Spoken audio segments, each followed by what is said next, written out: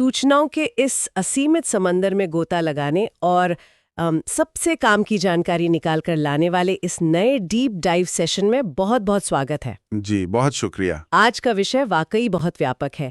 हम जनवरी 2026 के पूरे महीने का एक व्यवस्थित यानी एक टाइमलाइन के हिसाब से विश्लेषण करने जा रहे हैं। ये बहुत जरूरी है। 1 जनवरी से लेकर 31 जनवरी 2026 तक के हर महत्वपूर्ण तथ्य का विश्लेषण करेंगे। और मैं स्पष्ट कर दूं, इस दौरान जो भी कूटनीतिक या राजनीतिक फैसले सामने आएंगे उन्हें हम बिना किसी पक्षपात के देखेंगे। मतलब एकदम न्यूट्रल रहकर। बिल्कुल निष्पक्ष रूप से, ताकि घटनाओं का असली प्रभाव समझ में आ सके। हमारा उद्देश्य सिर्फ तथ्यों को सामने रखना है, किसी विचारधारा का समर्थन करना नहीं। तो चलिए 1 जनवरी 2026 से इस टाइमलाइन की शुरुआत करते हैं। नए साल का पहला ही दिन खेल जगत के लिए अकल्पनीय रहा। जी, काम्या कार्तिकेयन का नाम सबसे ऊपर आता है, जो दक्षिणी ध्रुव यानी साउथ पोल तक स्कीइंग करने वाली सबसे कम उम्र की भारतीय बन गई। ये कोई छोटी बात नहीं है। साउथ पोल की उन जमा देने वाली परिस्थितियों में ये एक बहुत बड़ी इंसानी जीत है। वहीं नेशनल शूटिंग चैंपियनशिप में नीरू ढांडा ने स्वर्ण पदक जीता।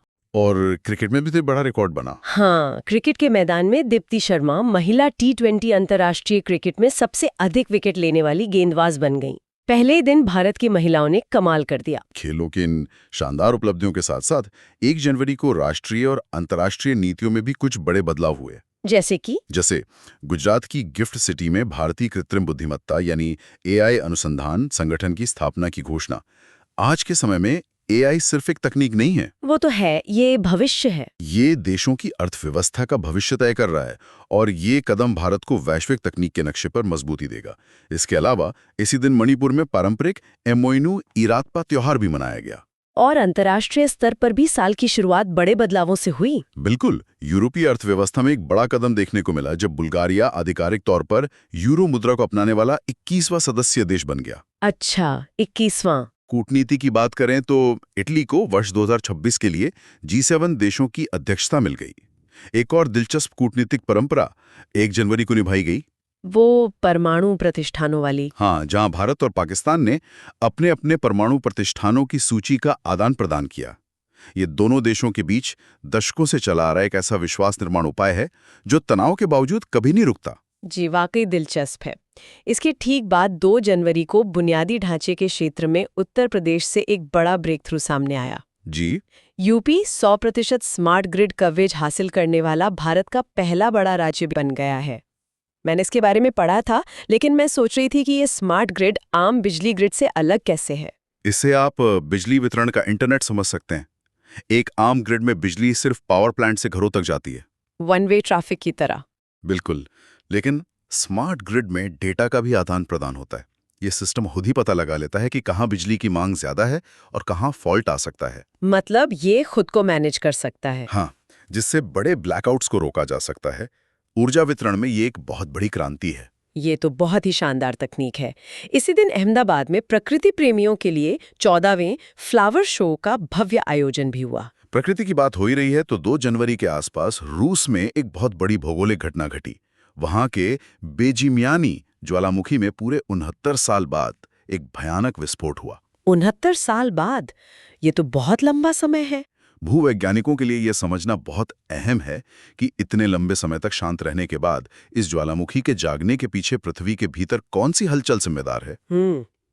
वहीं खेलों की दुनिया में भारत ने महिला एशिया कप हॉकी 2025 में अपना शानदार प्रदर्शन करते हुए रजत पदक अपने नाम किया। इसके बाद अगर हम जनवरी के पहले 2 हफ्तों यानी 2 से 13 जनवरी के बीच के घटनाक्रमों को एक साथ देखें तो भारत के अलग अलग राज्यों में कई अहम फैसले हुए।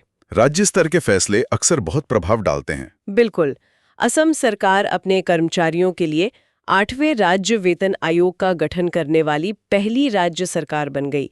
गोवा में प्रशासनिक कामकाज को बेहतर बनाने के लिए कुशावकी को राज्य का 3रा जिला घोषित कर दिया गया। और विराट कोहली का रिकॉर्ड भी इसी दौरान आया। हाँ, इसी दौरान विराट कोहली अंतर्राष्ट्रीय क्रिकेट में 28,000 रन पूरे करने वाले दुनिया के 3रे बल्लेबाज बन गए। इन घरेलू खबरों के बीच इसी अवधि में वैश्विक स्तर पर एक ऐसा भू राजनीतिक घटनाक्रम हुआ जिसने पूरी दुनिया का ध्यान खींचा। अमेरिकी डेल्टा फोर्स ने वेनेजुला के राष्ट्रपति को गिरफ्तार कर लिया। ये तो बहुत ही बड़ी अंतर्राष्ट्रीय खबर थी। इस घटना को अगर हम अंतर्राष्ट्रीय कानून के नजरिए से देखें तो ये देशों की संप्रभुता और कूटनीतिक सीमाओं पर एक बहुत बड़ी बहस खड़ी करता है। बिल्कुल। बिना किसी राजनीतिक पक्ष के ये समझना जरूरी है कि ऐसे कदम भविष्य में वैश्विक शक्ति संतुलन को गहराई से प्रभावित करते हैं।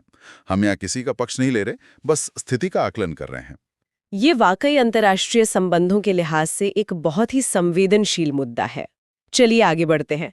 महीने के मध्य में 14 जनवरी के आसपास हेनले पासपोर्ट इंडेक्स 2026 जारी हुआ। जी, ये हर साल आता है। इस इंडेक्स में सिंगापुर का पासपोर्ट दुनिया में सबसे शक्तिशाली रहा, जबकि भारत 80वें स्थान पर आया। शक्तिशाली पासपोर्ट का मतलब है कि नागरिकों को कितने देशों में बिना पूर्व वीजा के एंट्री मिल सकती है। इसके साथ ही राजस्थान की बामनवास कोकर पंचायत देश की पहली पूर्णतः जैविक ग्राम पंचायत बन गई है, जो रसायनों से दूर खेती की दिशा में एक बेहतरीन पहल है। 14 जनवरी को ही हिमाचल प्रदेश में उनका समृद्ध फगली उत्सव मनाया गया और तकनीक का एक अच्छा उपयोग भी देखने को मिला। हाँ, मशहूर पंजाबी सिंगर काका ने महिलाओं की सुरक्षा के लिए फ्रेंडो ऐप लॉन्च किया।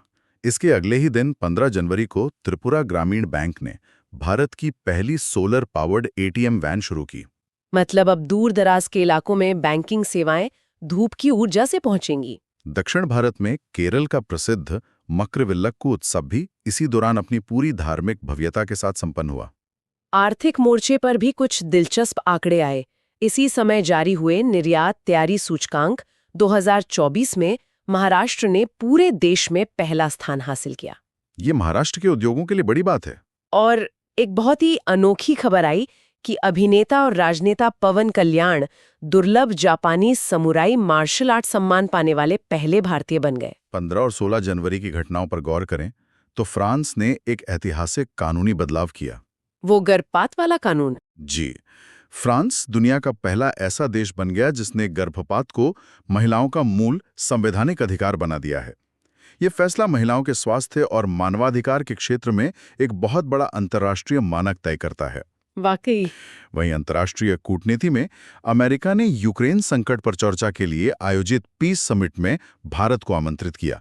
ये दिखाता है कि वैश्विक विवादों में भारत की मध्यस्थता को अब कितनी अहमियत दी जा रही है। देश के भीतर इसी दौरान तकनीक और पर्यावरण के क्षेत्र में भी बड़ी हलचल रही। तमिलनाडु में भारत के पहले शंभू एआई पार्क की स्थापना की घोषणा हुई।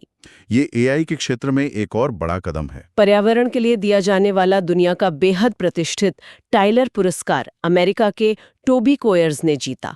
ऊर्जा के क्षेत्र में नई दिल्ली में भारत इलेक्ट्रिसिटी समिट 2026 का आयोजन हुआ। और खेलों में साहसिक खेलों में अरीना रॉय ने अर्जेंटीना में माउंट एकांकागुआ की चोटी फतह की। ऊर्जा की जब बात आती है तो 16-17 जनवरी के आसपास आंध्र प्रदेश से एक बहुत दूरगामी खबर आई। वहां दुनिया के सबसे बड़े ग्रीन अमोनिया प्रोजेक्ट की नींव रखी गई। ये ग्रीन अमोनिया क्या है? ग्रीन अमोनिया असल में भविष्य के स्वच्छ ईंधन का एक बहुत बड़ा विकल्प है। इसे आप ग्रीन हाइड्रोजन को स्टोर करने और ट्रांसपोर्ट करने का एक सुरक्षित तरीका मान सकते हैं। अच्छा, तो ये पर्यावरण के लिए बहुत अच्छा है। बिल्कुल।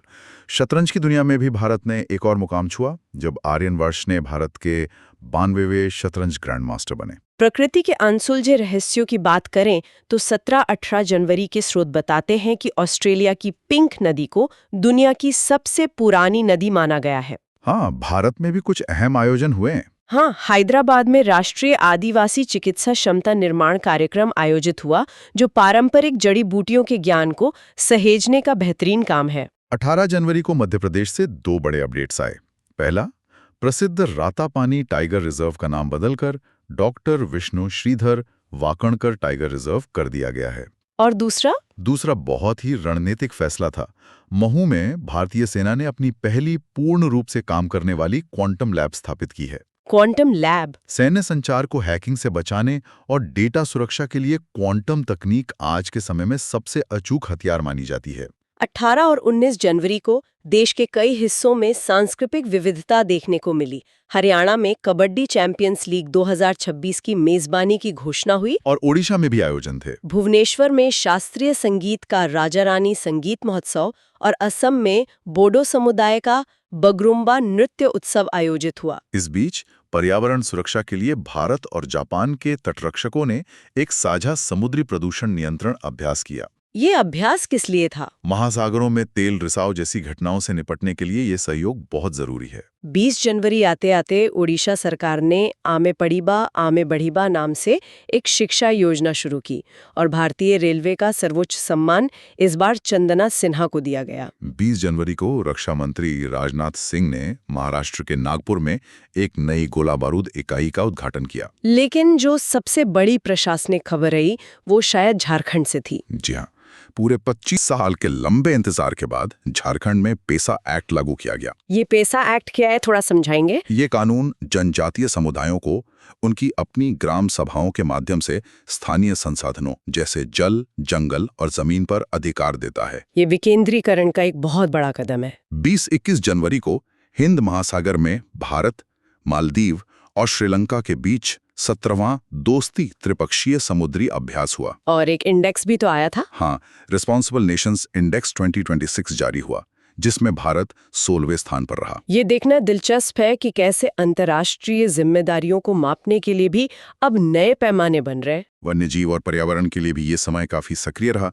उत्तर प्रदेश के बिजनौर में प्रोजेक्ट डॉल्फिन का दूसरा सर्वे शुरू हुआ। डॉल्फिन का होना नदी के लिए क्या मायने रखता है? डॉल्फिन का होना ये बताता है कि नदी का पानी कितना साफ है। राजस्थान में ऐतिहासिक कुंभलगढ़ वन्यजीव अभ्यारण्य के आसपास के इलाके को इको सेंसिटिव जोन घोषित कर दिया गया, ताकि व्यावसायिक गतिविधियों से उस जंगल को बचाया जा सके। और खेल में विदर्भ की टीम ने विजय हजारे ट्रॉफी जीती। जी, 22 जनवरी को मंगलुरु शहर को भारत का सबसे सुरक्षित शहर घोषित किया गया। मुंबई में भारत का पहला गौ प्रजनन ज्ञान केंद्र खुला। असम सरकार की स्कॉलर्स वाली योजना भी सीधी आई। सही कहा। असम सरकार ने रिसर्च करने वाले स्कॉलर्स को 25,000 रुपए प्रतिमाह देने की योजना शुरू की, जो उच्च शिक्षा के लिए एक बहुत अच्छा प्रोत्साहन है। महीने के आखिरी हफ्ते की शुरुआत में 23 और 24 जनवरी को कुछ वैश्विक स्तर के फैसले हुए। दक्षिण कोरिया ने दुनिया का पहला व्यापक एआई कानून पास किया। मतलब एलावे को अब कानूनी दायरे में लाया जा रहा है। बिल्कुल, एआई जिस तेजी से विकसित हो रहा है, उसे नियंत्रित करने के लिए इस तरह के विस्तृत कानूनों की जरूरत अब हर देश को महसूस हो रही है। दूसरी तरफ अंतर्राष्ट्रीय स्तर पर एक बहुत बड़ा बदलाव तब आया जब अमेरिका ने आधिकारिक रूप से विश्व स्वास्थ्य संगठन यानी WHO से खुद को अलग कर लिया। अमेरिका का हटना वैश्विक स्वास्थ्य नीतियों के लिए एक बहुत बड़ा झटका माना जा रहा है। जी, अमेरिका WHO के सबसे बड़े फंडर्स में से एक रहा है।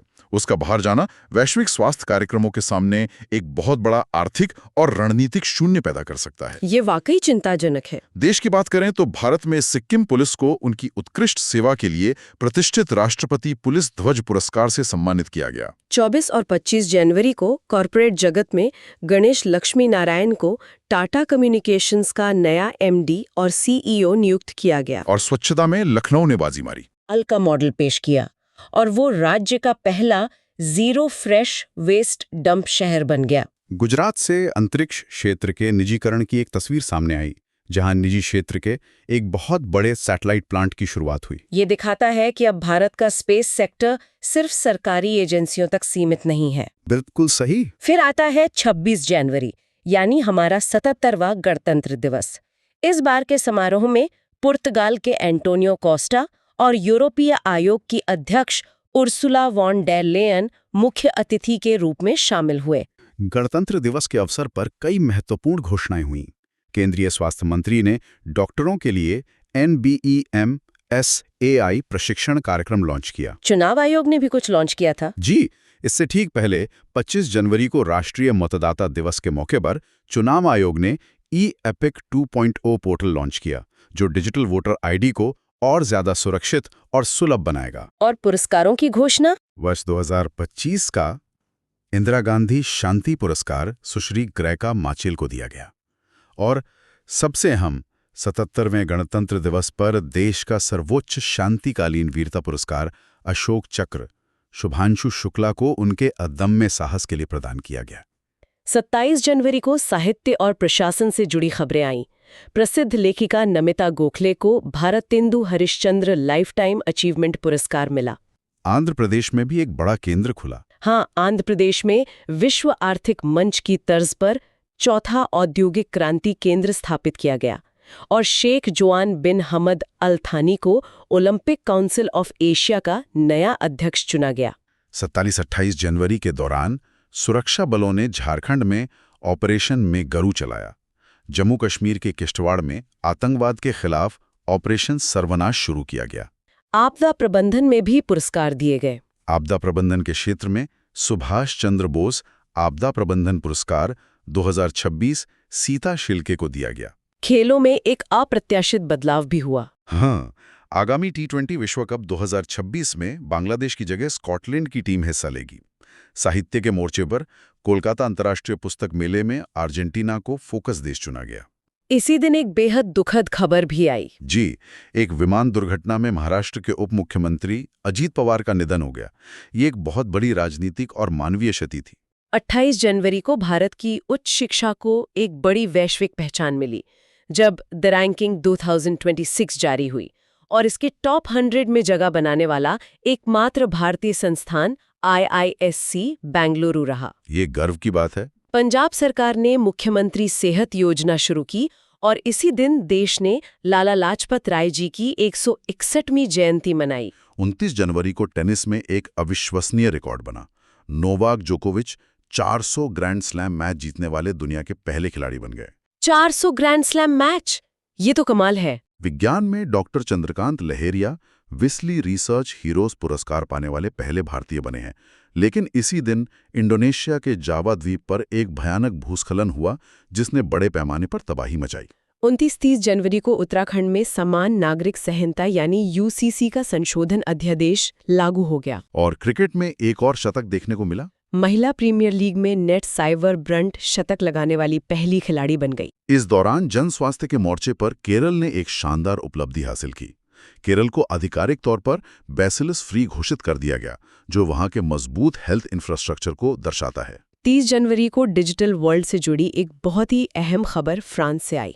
फ्रांस ने 15 वर्ष से कम उम्र के बच्चों के लिए सोशल मीडिया के उपयोग पर पूर्ण प्रतिबंध लगा दिया है। ये बहुत बड़ा फैसला है। दुनिया भर में बच्चों के मानसिक स्वास्थ्य पर सोशल मीडिया के प्रभाव को लेकर जो बहस चल रही है, ये कदम उसे एक नया रूप दे सकता है। भारत में तकनीक की बात करें तो विशाखापट्टनम में रेलवे ने अपना पहला ह्यूमनॉइड रोबोट RC अर्जुन तैनात किया। और कर्नाटक में क्या खोजा गया? कर्नाटक में पुरातत्वविदों ने नवपाषाण काल की कुछ बेहद पुरानी वस्तुएं खोजी। महीने के बिल्कुल आखिरी दिनों में 30-31 जनवरी को त्रिपुरा में 450 करोड़ रुपए का मातावारी पर्यटन सर्किट लॉन्च किया गया। पर्यटन को बढ़ावा देने के लिए ये अच्छा है। मध्य प्रदेश सरकार ने साल 2026 को पूरे राज्य में कृषि वर्ष घोषित किया है। महाराष्ट्र में महिलाओं के स्वास्थ्य के लिए भारत के पहले मेनोपॉज क्लिनिक की शुरुआत की गई। सिनेमा जगत में भी एक पुरस्कार दिया गया। जी, अभिनेत्री शारदा को JC डैनियल पुरस्कार 2024 से नवाजा गया। और अंतिम अपडेट के रूप में तेलंगाना में उड्डयन क्षेत्र का बड़ा कार्यक्रम विंग्स इंडिया 2026 आयोजित हुआ और वैश्विक धरोहर को सहेजने के लिए यूनेस्को ने वियतनाम को $74,000 की सहायता राशि प्रदान की। 1 जनवरी से लेके 31 जनवरी तक की इस पूरी टाइमलाइन को देखकर ये साफ हो जाता है कि दुनिया कितनी तेज गति से आगे बढ़ रही है। बिल्कुल। विचार के साथ सूचनाओं से भरे इस गहन विश्लेषण सत्र को हम यहीं विराम देते हैं। दुनिया को करीब से जानने और समझने की ये यात्रा आगे भी जारी रहेगी। जुड़ने के लिए धन्यवाद।